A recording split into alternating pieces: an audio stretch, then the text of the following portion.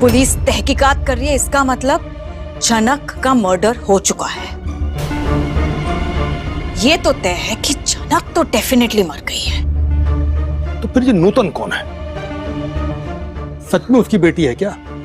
और अगर उसने शादी की है तो फिर उसकी बीवी कौन है? और वो कहां था इतने सालों से गायब?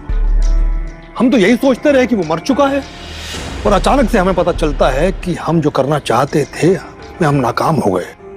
और उसकी जिंदगी बहुत खुशहाली भरी है और वो हमसे सब कुछ हमारा छीनना चाहता है।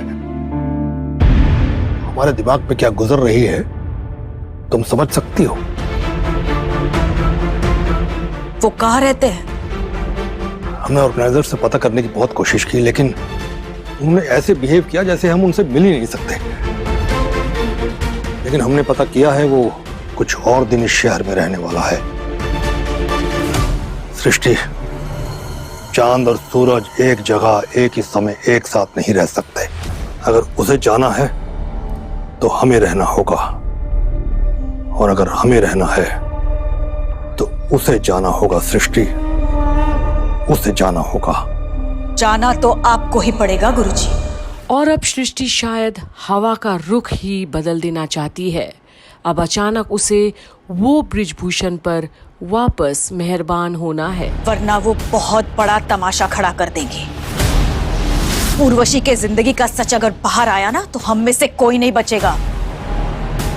उर्वशी के साथ उनका रिश्ता था, लेकिन जाने से पहले उर्वशी को यह भी पता नहीं चला कि जिससे वो अपनी भी जान से ज्यादा प्यार करती थी, और जो उर्वशी को भी अपनी जान से ज्यादा प्यार करता था, वो प्यार अटूट है और वो इंसान भी अटूट है। और उसके बदले में उर्वशी जिस इंसान से मिली वो कुलभूषण है। कहना क्या चाहती हो तुम? क्यों? आप कुलभूषण हैं। भूल गए? पर अब ये गुरुजी चौंकते हैं। आखिर अब अचानक सृष्टि को उसे बैर क्यों होना है? अब क्या मकसद है उसका? ब्रिजभूषण, गुरुजी का नाम बहुत अच्छी तरह से आपने इस्तेमाल किया है। बहुत अच्छी जिंदगी जी ली है आपने। किसी को ये बात पता नहीं, लेकिन मुझे पता है। बस मुझे ये पता नहीं था कि ब्रिजभूषण जी आज भी जिंदा है।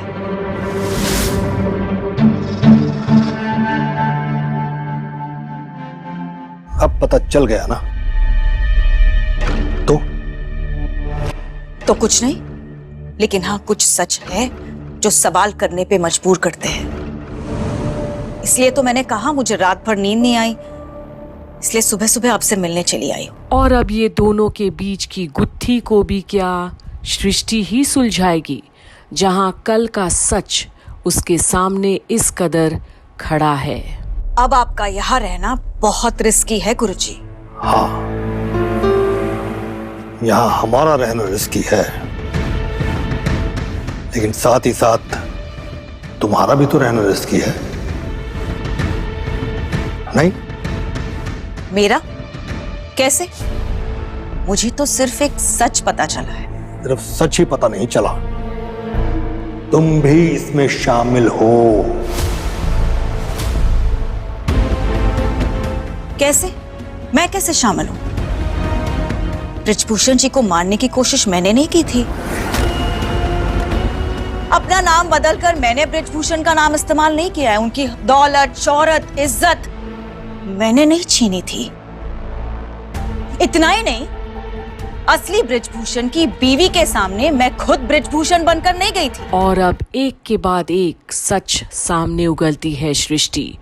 वो सच जिसे शायद सुनना पसंद नहीं आज के इस गुरुजी को, जो कभी अपने क्षेत्र में महारत हासिल ही नहीं किए, बस नाम की चादर ओढ़कर बैठ गए थे। और देखिए ना, आप दोनों इतने एक दूसरे जैसे दिखते हैं कि बेचारी उर्वशी मरने से पहले ये सच जान भी नहीं पाई।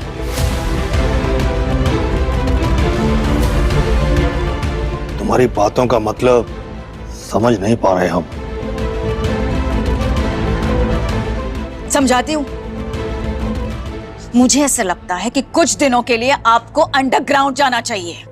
अंडरग्राउंड? और हमें? कहना क्या चाहती हो तुम? छुपेंगे नहीं तो पकड़े जाने का रिस्क है। असली बृजभूषण जी का नाम आपने बहुत अच्छी तरह से इस्तेमाल किया है। उनकी दौलत, इज्जत, शोहरत बहुत सालों से आपने छीन ली है। अब अगर वापस आने के बाद वो आपसे सब कुछ लूट लेंगे ना, तो आप किसी को भी चेहरा दिखाने के लायक नहीं रहेंगे।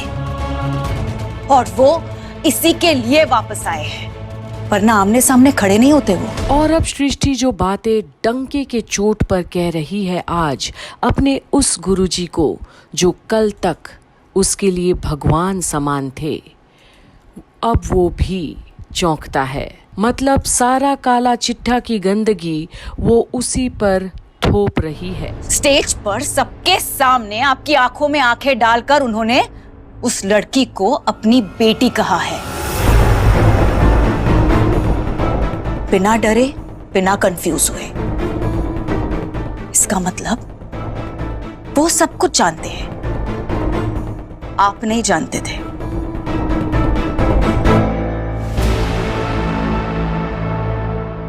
कहना क्या चाहती हो तुम?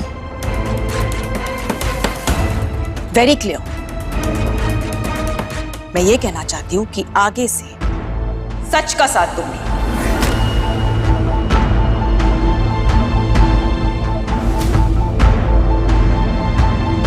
तुम्हें ऐसा क्यों लगता है कि तुम बहुत चालाक हो? तुम्हारी हर चालाकी का सबूत है हमारे पास। और आखिरी सबूत यह है कि तुमने झनक को, मतलब तुमने और तुम लोगों ने मिलकर झनक को खत्म किया है। पर शायद ये सब का असर सृष्टि पर अब हो ही नहीं रहा। उसे कोई फर्क ही नहीं पड़ रहा कि ये गुरुजी अब क्या सोचते हैं या बोलते हैं उसके बारे में। आखिर ऐसा क्यों? क्या वो कोई और सच जानती है जो ये नहीं जानते? अब ये बात दुनिया को पता चलेगी तो क्या होगा? इसका सबूत है आपके पास। आप तो इस शहर में भी नहीं थे, तो आपके पास सबूत कहां से आएगा? आपने तो सिर्फ सुना है, जैसे बाकी लोगों ने सुना था। इसलिए आप भी वही मान रहे हैं जो बाकी लोग मान रहे थे, जैसे पुलिस वैसा मान रही थी, है ना? इसलिए तो मुझे अरेस्ट किया था, लेकिन फिर बेल पे छोड़ दिया, क्योंकि पुलिस को भी कोई सबूत नहीं मिला। आप अगर आज भी सबके सामने जाकर कहेंगे ना कि मैंने झनक की जान लेने की कोशिश की, तो आपकी बात कोई नहीं मानेगा, क्योंकि आपके पास कोई सबूत है ही नहीं। दृष्टि,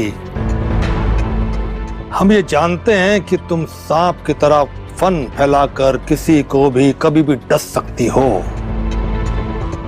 इसलिए हमने तुम पर कभी विश्वास नहीं किया। और अब एक दूसरे को डराने धमकाने की कोशिश में लगे हैं दोनों, क्योंकि चोर चोर तो मौसेरे भाई होते हैं। पर अब देखना ये है कि कौन से चोर की दाढ़ी की तिनका ज्यादा चुभती है, क्योंकि अब चुभने चुभाने का वक्त आ ही गया है। वो क्या है ना, समय काल परिस्थिति एक जैसा तो कभी नहीं रहता किसी के लिए भी।